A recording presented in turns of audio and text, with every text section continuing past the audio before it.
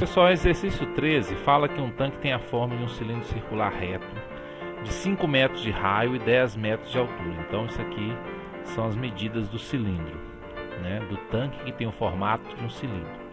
No tempo t igual a 0, a água começa a fluir no tanque, ou seja, a água começa a cair no tanque a uma razão de 25 metros cúbicos por hora. Ou seja, a variação do volume em função do tempo é 25 metros cúbicos por hora. Aí o exercício pede com que velocidade o nível da água vai subir. Ou seja, a variação do nível da água é a variação da altura. Então ele está perguntando qual que é a variação da altura em função do tempo. E pergunta quanto tempo vai levar para ficar cheio. Observa o seguinte, observa que à medida que a água vai entrando no tanque, o que vai subindo é o nível da água. O raio continua inalterado, ou seja, entre R e H a única variável é a altura, porque o raio continua sempre o mesmo. A altura é que vai mudando à medida que a água vai entrando no cilindro. Então esse dV dt aqui, né, o volume, na verdade, melhor dizendo, volume. O que é o volume de um cilindro? É a área da base, que é πr ao quadrado, vezes a altura. Observa que o volume aqui está escrito em função de H, porque o R e o π nesse caso são duas constantes. O H é que está variando, à medida que a água está entrando, o nível de água está subindo. Então o H está variando. Ou seja, o dV dt que o exercício me deu, ele não pode ser calculado de forma direta, porque o V, que é o volume, não está escrito em função do tempo, e sim em função de H. Então a variação do volume em função do tempo ela é calculada pela regra da cadeia, como a gente viu em sala de aula. Então o dV dt não pode ser calculado direto, porque o V está escrito em função de H. Então eu calculo a derivada de V em função de H e a derivada de H em função do tempo. Esse valor aqui eu já sei que vale 25, que o exercício já deu.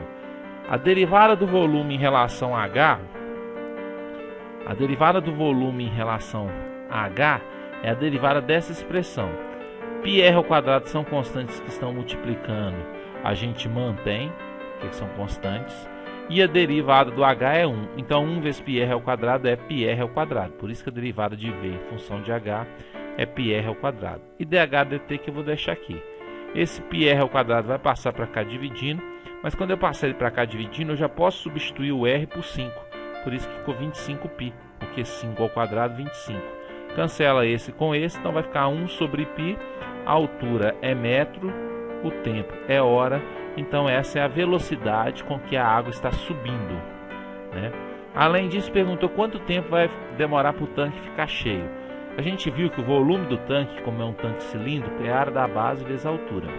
Então o volume é dado por isso. Substituindo o R por 5 e o H por 10, a gente vai ter que o volume do tanque é de 25π metros cúbicos.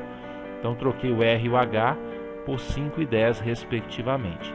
E aqui a gente vai usar uma regra de 3. Olha só, a variação do volume em função do tempo é de 25 metros cúbicos por hora, ou seja, a cada 1 hora o tanque tem 25 metros cúbicos de água preenchidos.